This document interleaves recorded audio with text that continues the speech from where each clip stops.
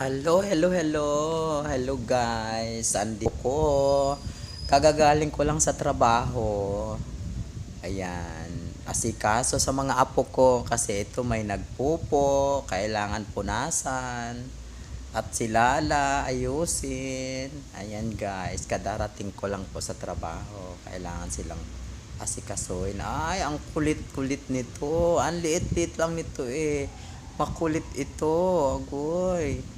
Kung saan saan nakakarating yan guys. Ang kulit-kulit, ang liit-liit pati. Malikot, gala ng gala sa higaan nila.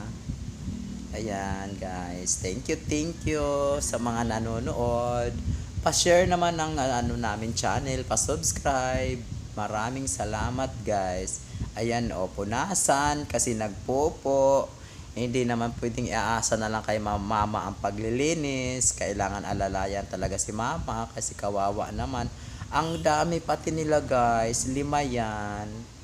Ito, pagdating ko sa galing sa trabaho, ayan, pupunta na ako sa kanila dahil inaasikaso ko yan. Ayan, Didi, sige para lumaki. At para hindi si mama pahirapan sa gabi matulog.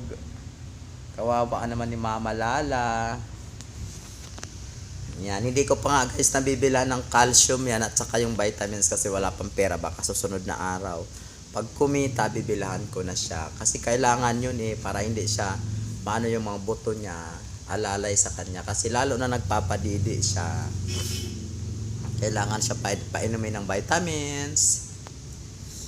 Please support my channel, Madam P for Mom. Maraming salamat guys. Thank you.